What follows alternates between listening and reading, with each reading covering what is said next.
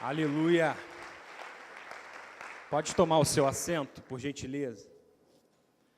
E abra sua Bíblia comigo no livro de Juízes. Antigo Testamento. Livro dos Juízes, capítulo 6. Vamos retroceder um pouquinho na nossa jornada. Versículos 23 e 24.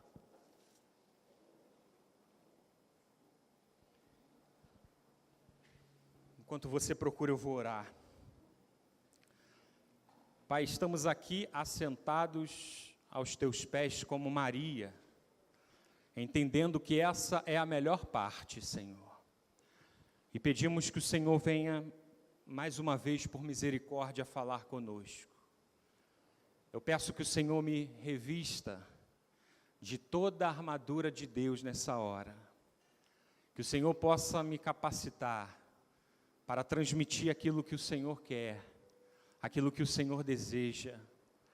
A Tua palavra diz: quem tem ouvidos ouça o que o Espírito diz às igrejas. É o Teu Espírito que diz e que fala, Senhor. O homem é um mero instrumento de barro, que o Senhor usa e coloca um tesouro que é Cristo, para que a excelência da glória seja Tua somente.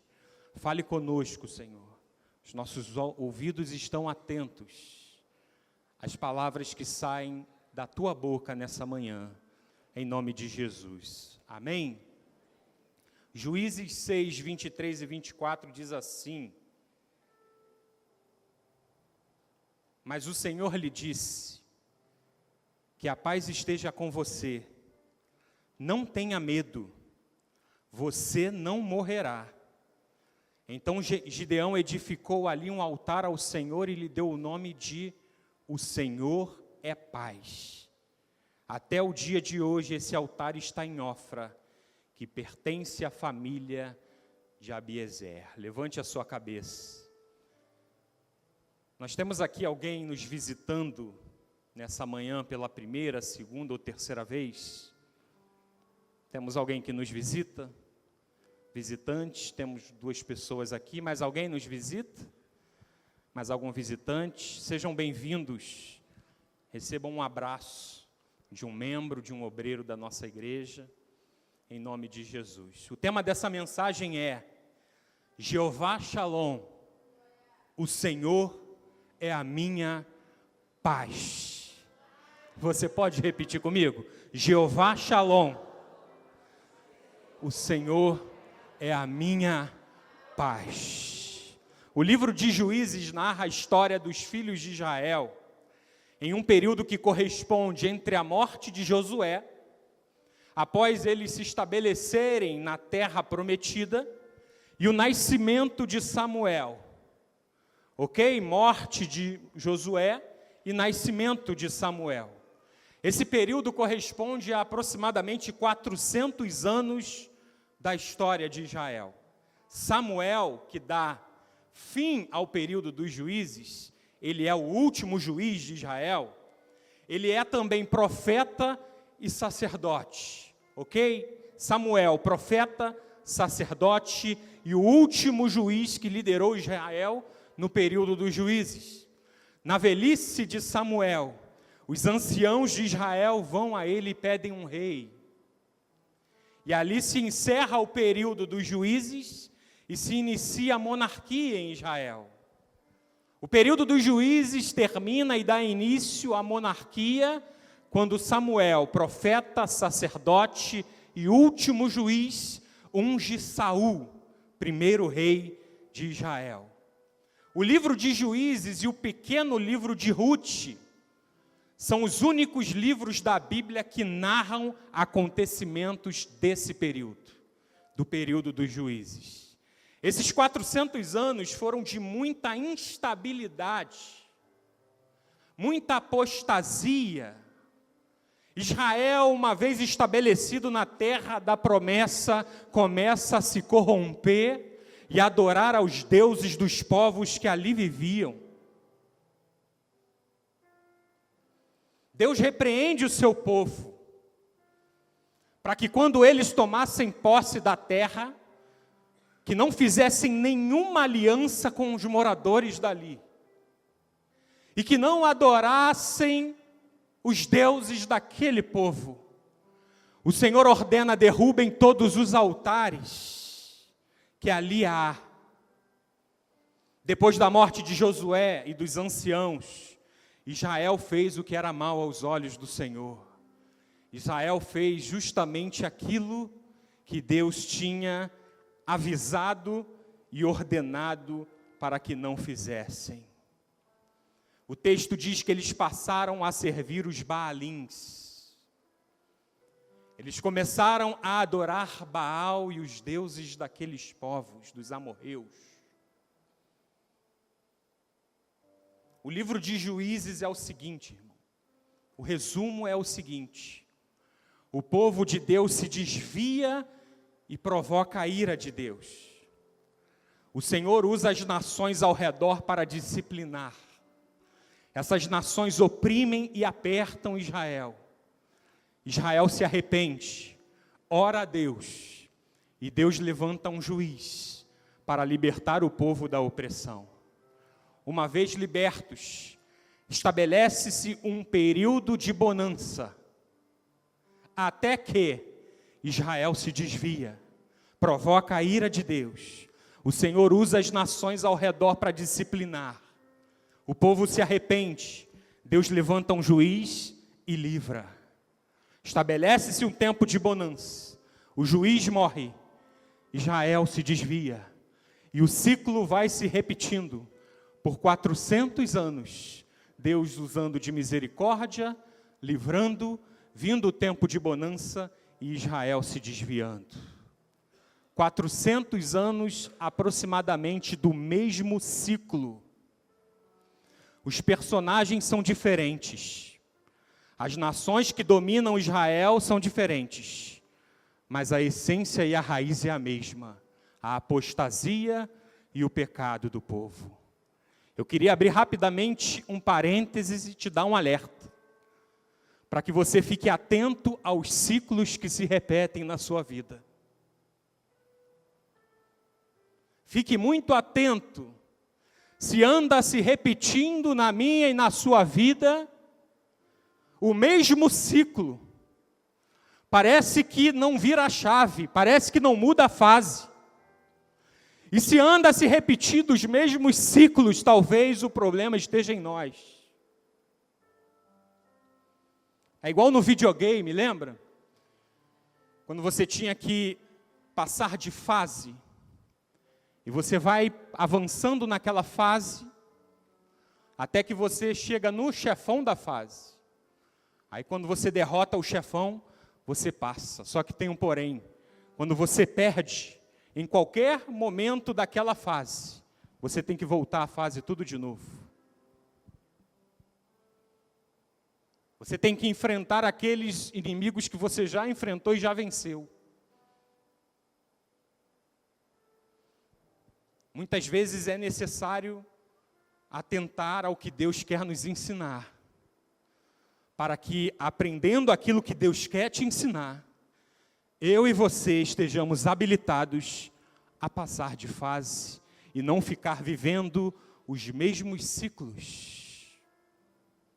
Levanta, anda um pouquinho, desvia, cai, arrepende, Deus levanta, caminha um pouquinho, cai. E o ciclo vai se repetindo. A primeira coisa que aprendemos no livro de Juízes é que o povo se desviava em tempos de bonança e não de crise.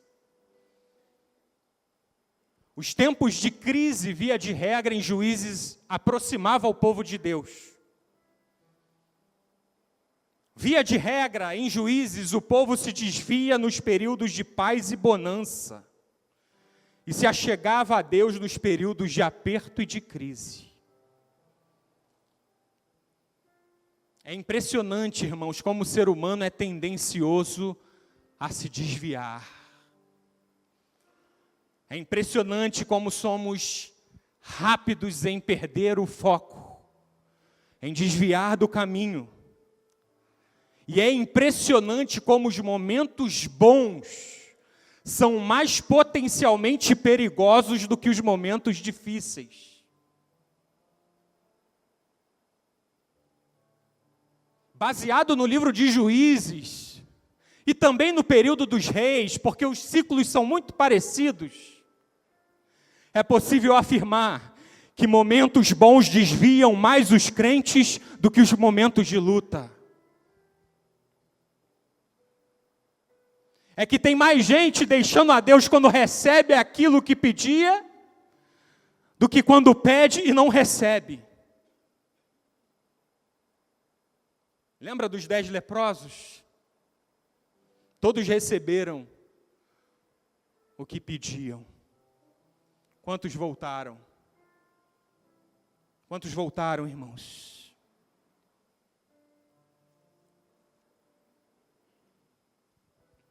Geralmente o que fica marcado é aquela pessoa que passou por um processo de dor, de perda e se afastou. Mas acaba passando desapercebido a quantidade de pessoas que vão se afastando porque vão alcançando uma posição boa.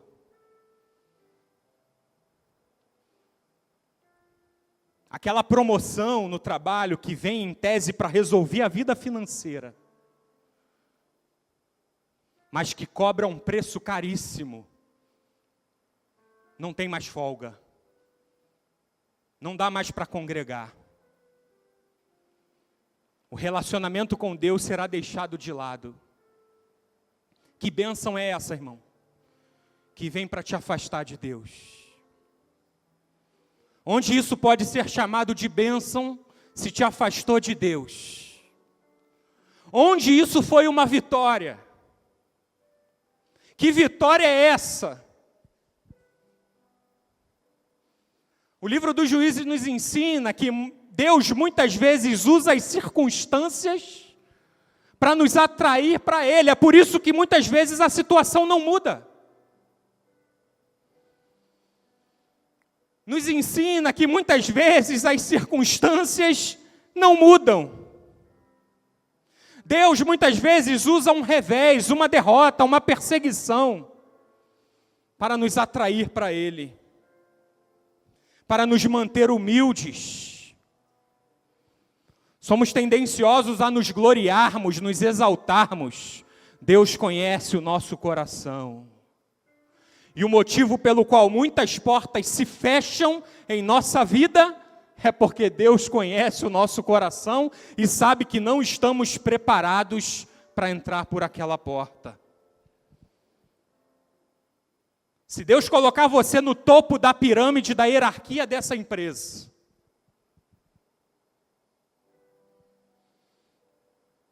como o coração reagirá? Não sabemos, Deus o sabe. Deus o sabe. Muitas vezes situações adversas se estendem por mais tempo do que a gente gostaria. E nós não nos damos conta que Deus muitas vezes não muda a situação porque está usando a situação para mudar a gente. Para manter a gente humilde, para manter a gente no prumo, para manter a gente aos pés dele. Precisamos sempre recalcular a rota. Nossos desvios muitas vezes são sutis. Quase nunca nos extraviamos abruptamente, de uma hora para outra. Estava vindo para cá, foi para lá. Geralmente o desvio é um pequeno desalinhamento, que sem que você perceba, já está te levando para longe do alvo e você não percebeu.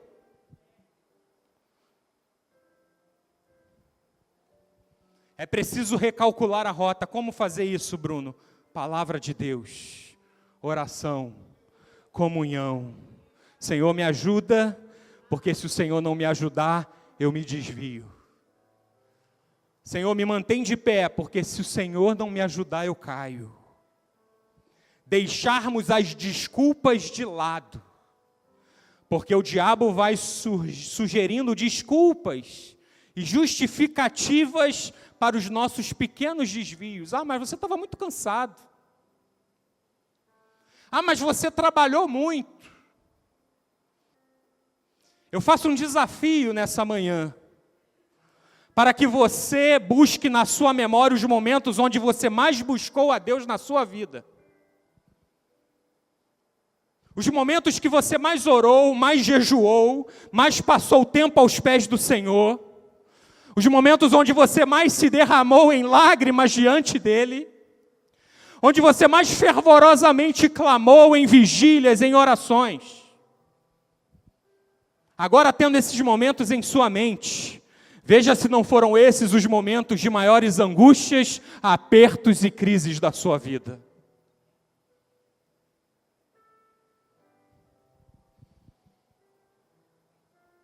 Eu me arrisco a dizer que os momentos de maior dificuldade, dor, luta da sua vida, foram os momentos que mais te aproximaram de Deus. E se te aproximou de Deus, no frigir dos ovos, te abençoou. E você nem percebeu. Se te levou para os pés dele, aquela dor terrível estava te abençoando. Porque estava te colocando aos pés daquele que vive e que pode todas as coisas na tua vida. Mesmo sendo algo aparentemente ruim, que te trouxe perda e dor, se te aproximou de Deus, estava sendo ferramenta de bênção na sua vida.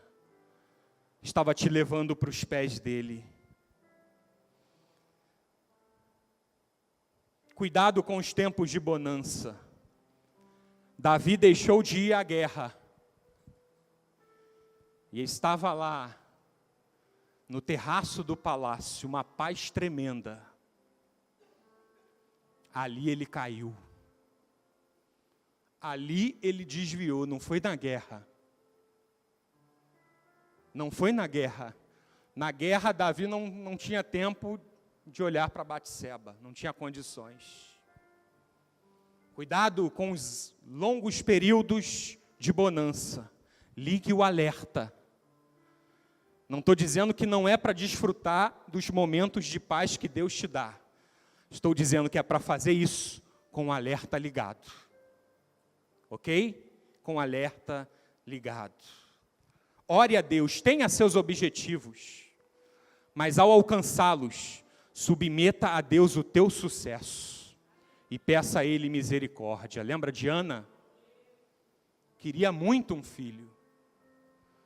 Ana queria um filho mais do que tudo na vida. E Ana vai a Siló, uma vez por ano no sacrifício, e lá ela ora ao Senhor e diz: Senhor, eu quero muito, mas se o Senhor me der, eu devolvo a Ti. Eu quero muito, Senhor. E um filho para Ana ali poderia ser um problema, se tornar um ídolo. Ana tratou de quebrar isso e dizer: Senhor, me dá o filho e eu te devolvo. Um ano depois ela estava entregando Samuel a Eli, dizendo: por este menino eu orava. Por este menino eu orava. Está aqui. Para servir a Deus, para glorificar a Deus, para ser um instrumento na casa de Deus. Aquilo que eu e você oramos muito e queremos muito, para que será? Para que servirá? Trará honras e glórias a Deus ou somente satisfação pessoal?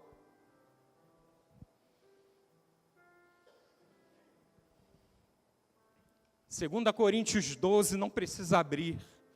Paulo vai falar do espinho na carne. O apóstolo Paulo vai dizer que teve uma visão. E que nessa visão Deus leva o apóstolo ao terceiro céu. E Deus mostra coisas a Paulo que ele diz que não tinha autorização para contar para ninguém. Eram inefáveis, não dava nem para explicar. Era algo glorioso, irmãos. Era algo grandioso. Paulo viu coisas tremendas que nós não fazemos ideia. E o que Deus revelou a Paulo foi tão grande, tão tremendo, que Paulo vai dizer que para que eu não me ensoberbecesse, Junto do pacote das grandes revelações veio um espinho que Deus colocou na carne dele, para que eu não me ensoberbecesse com a grandeza das revelações, foi-me posto um espinho na carne, testemunha de Satanás para me esbofetear, para me humilhar, para me manter humilde, porque eu não estava preparado para ver o que vi e não me engrandecer. Deus vem e coloca um espinho, Deus vem e coloca um incômodo, uma dor.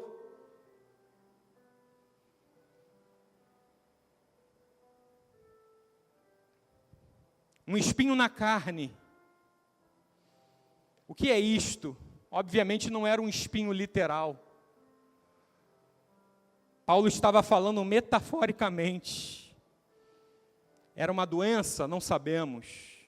Era uma tentação? Não sabemos. Era uma perseguição? Não sabemos. A Bíblia não diz. Estava ali, cravado na carne, causando dor, constante dor, que não poderia ser esquecido ou desprezado. Estava ali inflamado, latejando, doendo. Imagina conviver com um espinho cravado na sua carne. Um pequeno caco de vidro, minúsculo, entra no seu pé.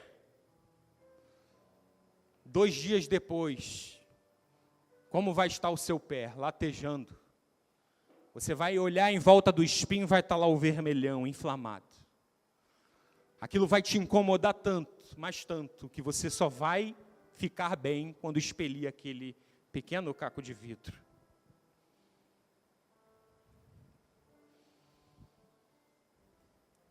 E Paulo vai dizer aos coríntios, eu então pedi a Deus 3 vezes para tirar.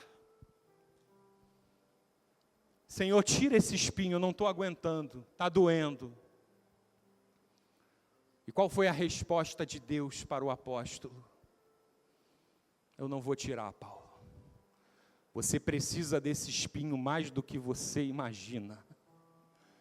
Esse espinho é bênção na tua vida mais do que você possa imaginar, porque ele te mantém humilde, ele te mantém confiando em mim, ele te mantém dependente de mim.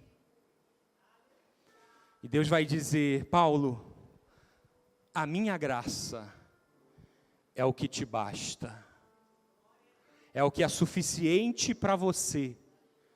Veio o espinho, mas veio a graça para você suportar o espinho.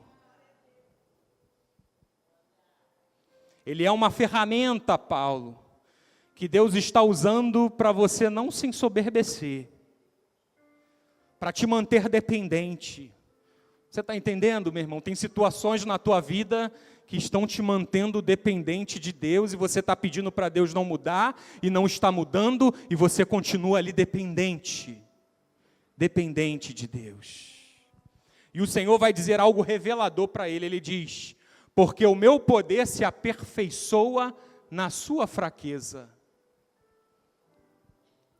O meu poder se aperfeiçoa na sua fraqueza. O Senhor diz para ele, é na sua fraqueza, Paulo, que o meu poder encontra lugar e espaço para se aperfeiçoar. Aí Paulo vai dizer, de boa vontade então, Senhor, terei mais prazer nas minhas fraquezas, para que sobre mim repouse o poder de Cristo. Você pode dizer amém? Na sua fraqueza, diante de situações que são como um espinho na sua carne, que é onde você é fraco, impotente e incapaz, que o poder de Cristo virá e repousará sobre a tua vida, e o nome de Deus será glorificado na sua casa, na sua família, no seu trabalho e na sua vida. Esse espinho te humilha, te mostra que tu és pequeno e que pequena é a tua força, e que pequena é a tua capacidade, e que chegastes até aqui, ou aonde chegou, porque Deus teve misericórdia e te trouxe e me trouxe.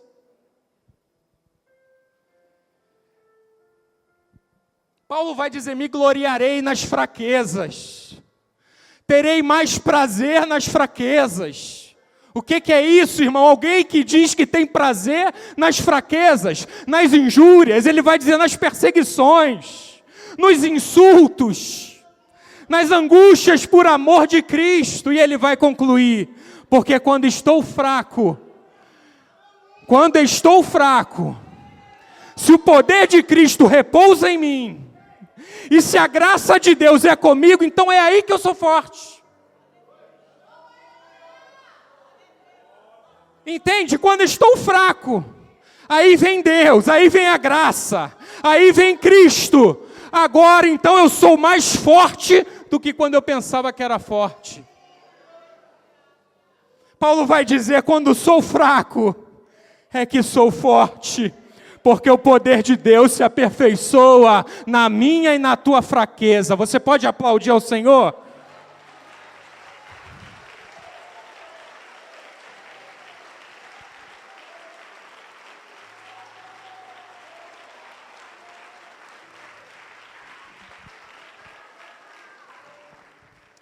E quando o desafio é pequeno? Eu me sinto capaz e forte. Lembra de Ai? Os espias foram lá, voltaram, Josué. Batata, molezinha.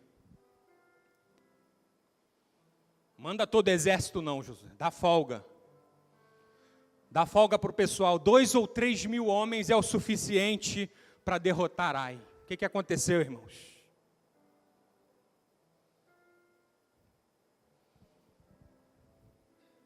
E Josafá,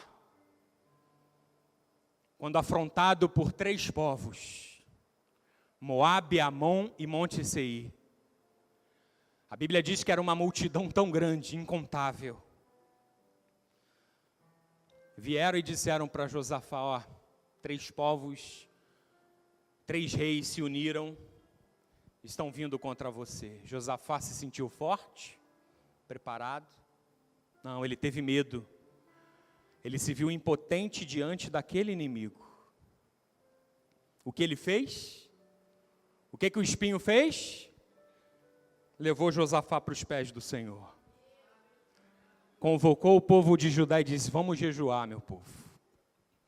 Vamos orar. E a Bíblia diz que Josafá se humilhou, uma oração lindíssima, irmãos. Segundo Crônicas 20. Vamos abrir lá. Acho que vale a pena.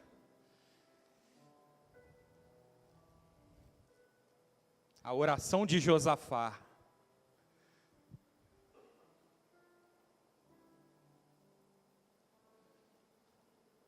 Capítulo 20 de 2 Crônicas. Vamos ler a partir do versículo 3.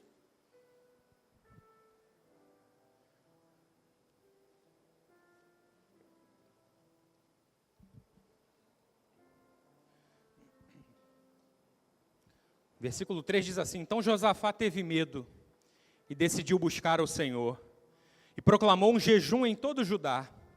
Judá se congregou para pedir socorro ao Senhor. Também de todas as cidades de Judá veio gente para buscar o Senhor. Olha o movimento, irmãos. Josafá pôs-se em pé na congregação de Judá e de Jerusalém, na casa do Senhor, onde ele estava, diante do pátio novo, e disse, ó Senhor, Deus dos nossos pais, não és tu Deus nos céus? Não és tu que dominas sobre todos os reinos dos povos? Na tua mão está a força e o poder, e não há quem possa te resistir. Ó nosso Deus, acaso não expulsaste os moradores desta terra diante do teu povo de Israel, e não a deste para sempre a posteridade de Abraão, teu amigo? Eles têm morado nela e nela edificaram um santuário ao teu nome, dizendo, se algum mal nos sobrevier, espada, juízo, peste ou fome, nós nos apresentaremos diante desse templo e diante de ti, pois o teu nome está neste templo, e clamaremos a ti na nossa angústia, tu nos ouvirás e livrarás. E agora, eis que os filhos de Moabe, de Amon e de Moabe, e os do Monte Seir, cujas terras não permitiste a Israel invadir, quando vinham da terra do Egito, mas deles se desviaram e não os destruíram, Eis que eles estão nos recompensando assim, estão vindo para nos expulsar da tua propriedade, que nos deste em herança. Ó nosso Deus, acaso não executarás o teu juízo contra eles? Porque em nós não há força para resistirmos a essa grande multidão que vem contra nós. Não sabemos o que fazer, mas os nossos olhos estão postos em ti. Todos os homens de Judá estavam em pé diante do Senhor, com as suas crianças, suas mulheres e seus filhos. Então, do meio da congregação, o Espírito do Senhor veio sobre Jaziel, filho de Zacarias, filho de Benaia, filho de Jeiel, filho de Matanias, levita dos filhos de Asaf. Jaziel disse: escutem com atenção todo Judá, moradores de Jerusalém e rei Josafá. Assim diz o Senhor: não tenham medo nem se assustem por causa desta grande multidão, pois esta batalha não é de vocês, mas de Deus. Amanhã vocês irão ao encontro deles. Eis que eles virão pela ladeira de Ziz, e vocês os encontrarão no fim do vale, em frente do deserto de Jeruel. Neste encontro, vocês não precisarão lutar. Tomem posição, fiquem parados e vejam a salvação que o Senhor lhes dará, ó Judá e Jerusalém. Não tenham medo e nem se assustem. Amanhã saiam ao encontro deles, porque o Senhor estará com vocês. A fraqueza que te leva aos pés do Senhor e que faz Deus se levantar para lutar as guerras que você não tem força para lutar. As guerras invencíveis, os inimigos gigantescos, que você não tem força e condição de enfrentar. Você vai aos pés do Senhor, e o Senhor luta as tuas guerras contigo, e o Senhor vai à frente da tua vida. Quando é que você é forte? Quando eu sou forte? Quando o Senhor pelejar por ti. Quando o Senhor pelejar por mim, eu direi: eu sou forte, porque embora a minha força seja pequena, o Senhor dos exércitos é quem vai à minha frente. Quando disseres o que Josafá disse: Senhor, não há força em mim, não sei o que fazer, mas meus olhos estão postos em ti. Êxodo 14, 13 e 14, não precisa abrir. Diz assim: o Senhor pelejará por ti. O Senhor pelejará por ti. O apóstolo Paulo então entende isso e diz: eu vou me gloriar nesse negócio. Vão me chamar de maluco, de masoquista, mas eu vou me gloriar nesse negócio. Eu vou me gloriar em ser fraco diante de Deus, para que o poder de Deus repouse em mim. Juízes 6, um desses momentos de apostasia. Os midianitas prevaleceram contra Israel e subjugaram o povo de Deus. O capítulo 6 diz que eles acampavam e destruíam o produto da terra. Tudo que dava em Israel, os midianitas vinham e destruíam. Os versículos anteriores aos que lemos, vai dizer que eles não deixaram sustento nenhum em Israel. Pensa num aperto, irmão. Pensa numa situação de aperto, não tinha nada, nem ovelha, nem boi. Os midianitas não deixaram nada. O escritor bíblico chega a comparar os midianitas como uma nuvem de gafanhoto, que vinha devorando tudo, oprimindo. Não havia sustento, consequentemente não havia paz. Por 7 anos os midianitas sufocaram Israel. Por 7 anos oprimiram. Israel fica extremamente debilitado e então clama ao Senhor. Quando eles clamam ao Senhor, Deus envia um profeta. E depois o anjo do Senhor vem e vai se encontrar com um homem chamado Gideão, para convocar esse homem e levantar esse homem para que ele libertasse Israel daquela opressão. Gideão estava malhando o trigo no lagar. Você já ouviu inúmeras vezes explicações acerca desses versículos. Quando o anjo de Deus vem, Gideão estava ali com algum trigo, malhando trigo no lagar, e o lagar não era o lugar de se malhar trigo, era o lugar de se pisar as uvas para a produção do vinho. E a Bíblia diz que ele estava fazendo isso às escondidas para pôr a salvo dos midianitas. Gideão está numa atitude desesperada ali, tentando salvar alguma coisa para levar para casa. O que para muitos pode soar como um sinal de covardia. Estava se escondendo. Deus olhou o coração de Gideão e enxergou um homem corajoso que ele poderia usar. Deus conhece o seu coração e Ele não vê como o homem vê. Talvez você esteja sendo desqualificado pelas pessoas ou o meio em que você vive. Se o Senhor olhar o seu coração e ver ali coragem, dependência de Deus, fé, Ele vai usar você, Ele vai levantar você. Então o anjo do Senhor vem e diz: o Senhor é contigo, homem valente.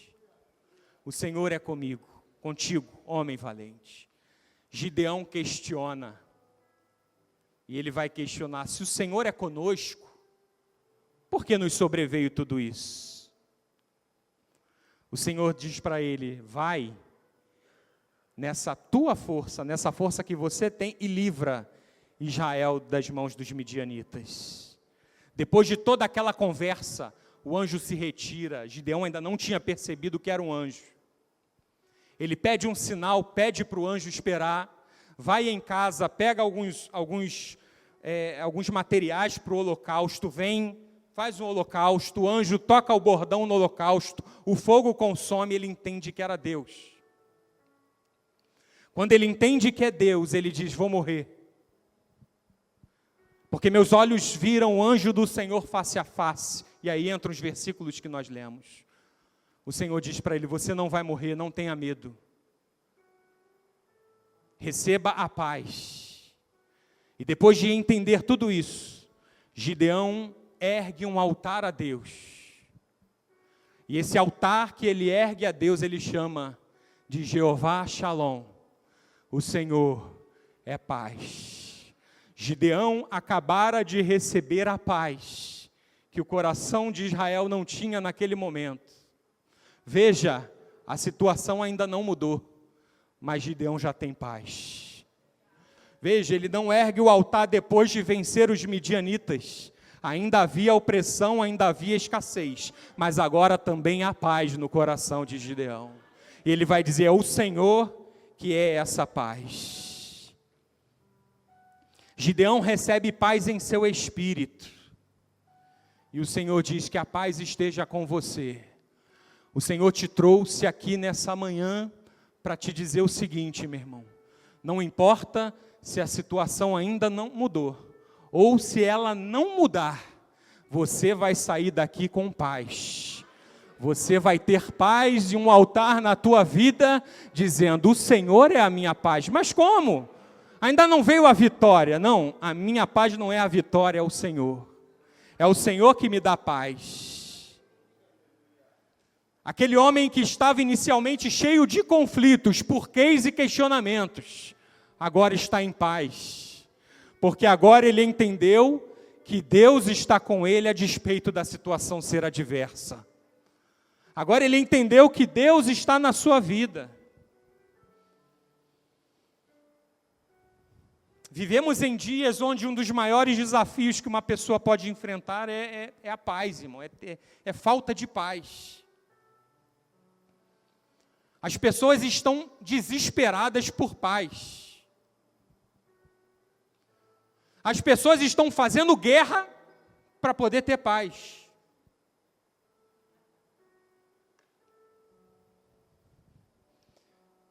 E a paz que eu vou abordar, que nós vamos abordar rapidamente, não é essa paz visível que geralmente associamos à ausência de guerra ou de violência. Não é essa paz. Não é essa paz onde você diz, aquele país está em guerra ou está em paz.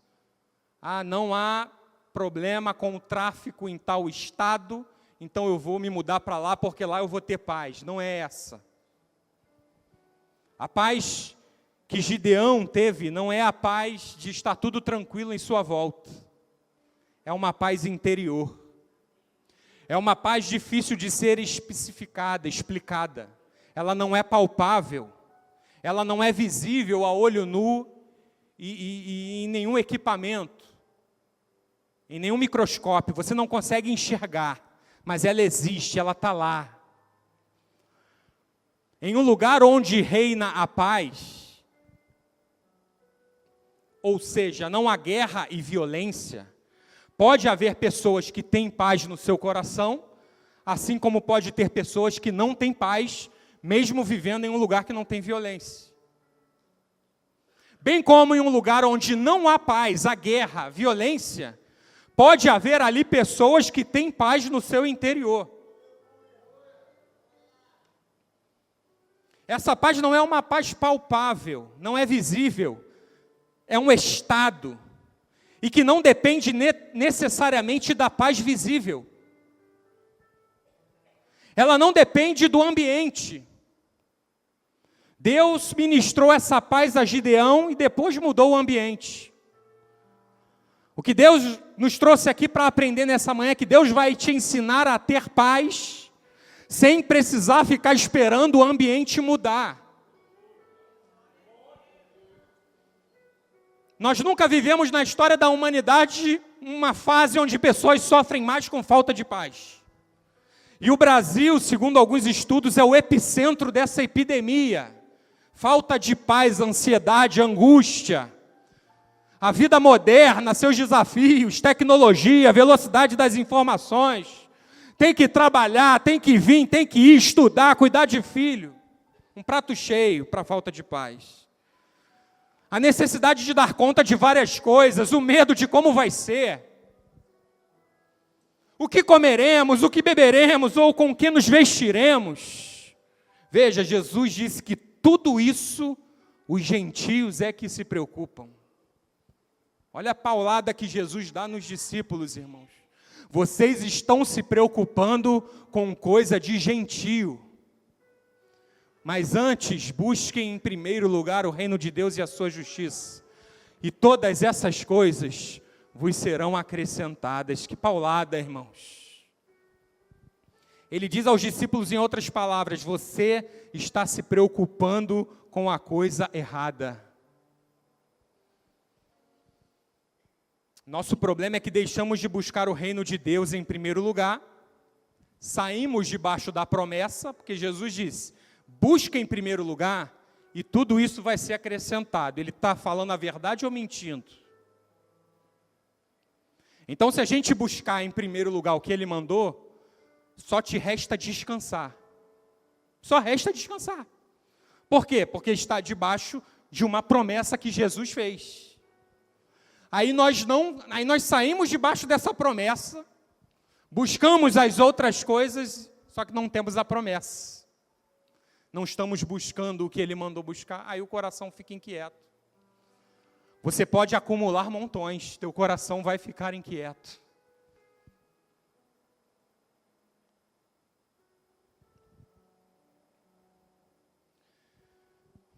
A ansiedade é um mal invisível, que te corrói por dentro, que te implode de dentro para fora, que muitas vezes tira o sono e a paz. Mas eu venho dizer para você nessa manhã que o príncipe da paz está aqui. E ele tem poder para reverter o cenário da tua alma e você sair daqui em paz. A verdadeira paz só é possível de se encontrar em Jesus Cristo, irmãos.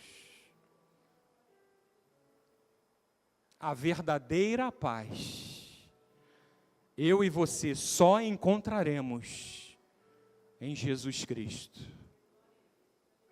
Isso significa que existe uma falsa paz. Jesus disse aos discípulos: deixo-vos a paz, a minha paz vos dou. Não vou lá dou como o mundo a dá. Então o mundo dá uma paz. Só que a paz que o mundo dá é uma paz falsa, é uma paz aparente, é uma paz que oscila, é uma paz instável, é uma paz que depende da circunstância. Hoje eu estou bem, então eu tenho paz. Amanhã eu não estou bem, eu não tenho. Hoje eu estou empregado, eu tenho paz. Amanhã bate o desemprego, eu não tenho. Hoje eu estou com saúde, eu tenho paz. Amanhã bate na porta a enfermidade, eu não tenho. É uma paz que te leva a uma gangorra da paz. Sobe e desce. Hoje tem, amanhã não tem. Hoje está tranquilo, amanhã está perturbado. Essa semana está em paz, semana que vem está angustiado. Hoje dorme, amanhã não dorme. Por quê? Porque é uma paz baseada no que você vê. Jesus não dá esse tipo de paz. Ele dá uma paz perene. Se hoje você está bem, você tem paz. Amanhã não está bem, tem paz. Hoje está empregado, tem paz. Quando fica desempregado, também tem paz. Quando a situação é favorável, tem paz. Quando é desfavorável, também não tem paz. Quando um governo A assume, você tem paz. Quando o governo B assume, você também tem paz, porque a paz que você tem é a paz que Jesus disse aos discípulos que ele não dava segundo o mundo. É uma paz dele. Ele é a fonte dessa paz. Ai, meu Deus, fulano foi eleito, tenho que sair do Brasil. Como assim? Você está condicionando a sua paz a A, B, C ou D. Mas hoje eu e você ergueremos um altar dizendo: o Senhor é a minha paz. Ainda que os meus olhos não vejam, o Senhor é a minha paz. E eu termino falando sobre o episódio das tempestades, irmãos. 2 episódios na Bíblia. Os 2 episódios. Primeiro, Jesus no barco dormindo. E a tempestade assolando o navio. Lembra? A tempestade assolava, entrava água, os discípulos desesperados. E quando eles olham para a popa do barco, Jesus estava lá num travesseiro, dormindo. E veja como a coisa é sutil. Jesus estava dando uma aula prática sobre paz. Eu não sei se você lembra na época da escola, quando você tinha as aulas práticas. E não existe melhor aula para aprender alguma coisa do que a aula prática, irmãos. Às vezes você recebia lá conteúdos, teorias. O pessoal que é de mecânica, de matérias técnicas, vai saber que quando você vai para a oficina e tem a aula prática, às vezes aqueles gráficos, aqueles números confusos você entende na prática. Jesus levou os discípulos para uma aula prática. Vento e tempestade e onda para tudo quanto é lado. Eles vão para a popa do barco e encontram o mestre dormindo. Jesus estava tirando onda com a cara da tempestade do lado de fora. E o que os discípulos entenderam? Ele não se importa. Nós vamos perecer e ele não faz nada. Mestre, não te importas que pereçamos? Não, irmão, Jesus se importava e por isso Jesus estava dando aquele ensinamento. Jesus dormindo no barco não significava que ele não se importava, mas significava uma aula prática de que é possível a situação estar feia do lado de fora e no seu interior você deitar e dormir e ter paz, porque Jesus está no teu barco. Eles entenderam a mensagem diferente. Não está nem aí para a tempestade. Jesus no barco dormindo não significa que ele não está fazendo nada, que ele não está te vendo, que ele não se importa. Significa que ele reina sobre a tempestade que está do lado de fora. E ele está provendo um ambiente de paz do lado de dentro para você ficar. Era só os discípulos dizer, vamos dormir com o mestre. Vai adiantar eu ficar, o mestre está dormindo. Ou será que ele não está vendo e o sono pegou ele e a gente vai afundar? Não, ele está no controle. Vai adiantar Jesus no barco dormindo e eu igual um desesperado tentando eu salvar o barco? Eu vou deitar aqui do lado dele. Senhor, se o Senhor está descansando nesse barco, significa que o Senhor está provendo um ambiente para eu descansar também. Descansa, meu irmão. Descansa naquele que está no controle do barco. Se Jesus está no teu barco, esse barco não afunda de jeito nenhum, porque Ele é fiel. E a segunda aula, a outra tempestade, Jesus estica a corda.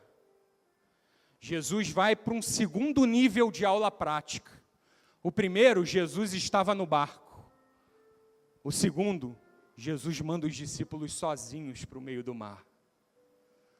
Vamos lá, vamos ver se agora se vocês aprenderam e vai. E Jesus sobe o monte para orar. No primeiro episódio, Jesus acorda, eles acordam, mestre, estão perecendo. Jesus repreende a falta de fé deles e dá uma ordem. E a tempestade para. E quando a tempestade para, o Evangelho vai dizer que se fez grande bonança. Veja bem, a primeira aula prática. Jesus levanta, repreende, não tinham necessidade de me acordar, poderiam ter usado a fé e a autoridade que eu dei a vocês. Jesus muda o cenário e a paz se estabelece. No segundo, Jesus manda eles.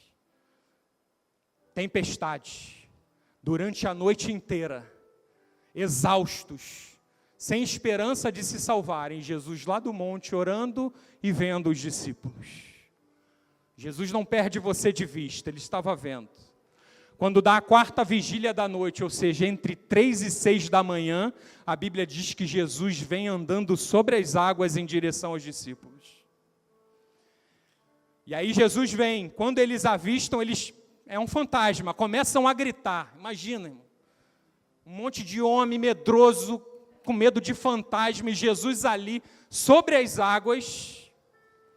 E aí Jesus eleva eles para o segundo nível. Não é um fantasma. Jesus disse, não tenham medo. Sou eu.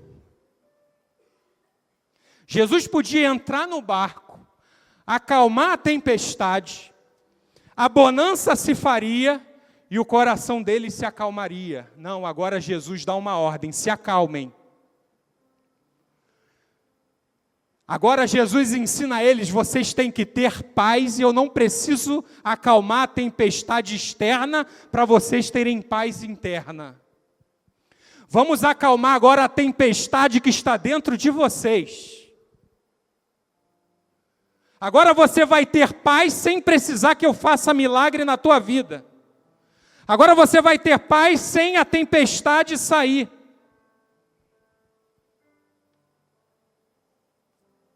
Jesus está aqui nessa manhã para te dar paz. Independentemente da situação. Primeira tempestade que ele acalmou. Os discípulos terminaram perguntando, quem é este? Quem é este? Eles ainda não sabiam. Jesus já estava fazendo sinal para tudo quanto é lado. E eles ainda perguntavam, quem é este? Quando Jesus acalma na segunda tempestade o coração deles, Pedro vem andando, Pedro pede, né? Senhor, se és tu, manda-me ter contigo sobre as águas. Pedro vai, tira os olhos de Jesus, olha para a tempestade, afunda. Jesus vem, levanta Pedro, entra no barco e acalma a tempestade. Agora o Evangelho vai dizer que eles não perguntam quem é este. Eles vão dizer, este é verdadeiramente o Filho de Deus. As tempestades da tua vida, as lutas e guerras da tua vida, servirão para que você conheça quem é o Jesus que você serve. Você conhecendo Jesus e sabendo que Ele é contigo, você terá paz no seu coração, independente de qualquer coisa que te rodeia ou que dizem para você. Você pode dizer amém? Vamos ficar de pé. Não temos mais tempo.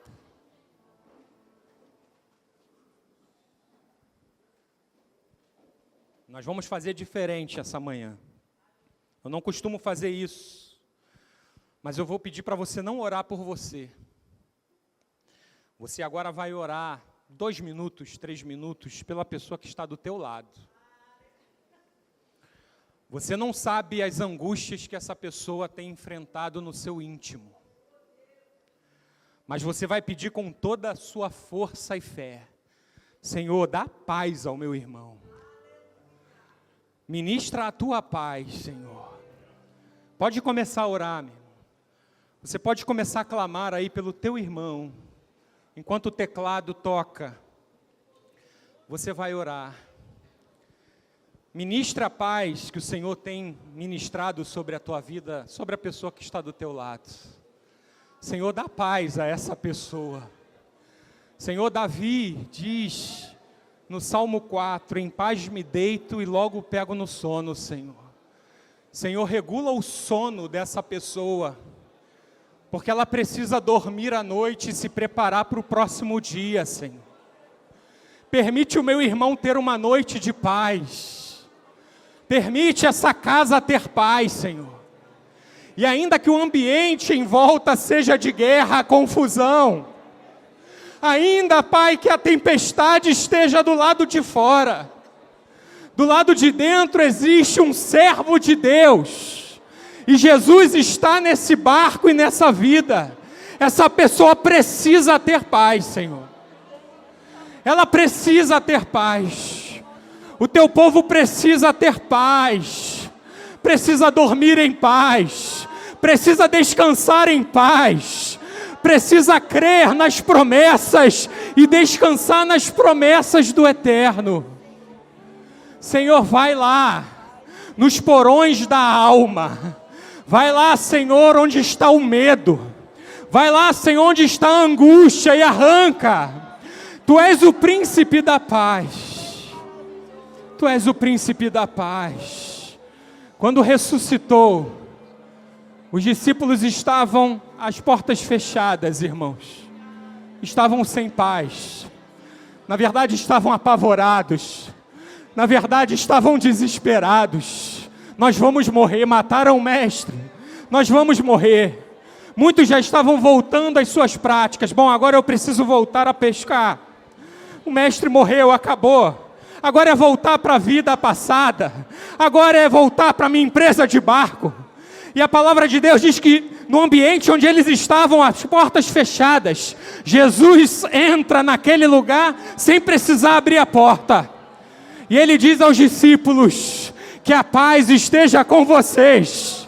Que a paz que vem do Cristo, que a paz que vem do príncipe da paz, esteja com a tua vida, meu irmão.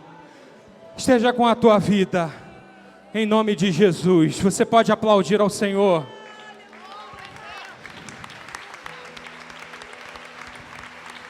Você pode aplaudir e glorificar, porque glória e majestade estão diante dEle. Força e formosura no teu santuário. Tributai ao Senhor a glória devida ao seu nome. Batam palmas todos os povos. Exaltem a Deus com vozes de júbilo. Adore aquele que te dá paz. Aquele que te dá paz. aquele que te dá paz. Aleluia. Aleluia. Aleluia.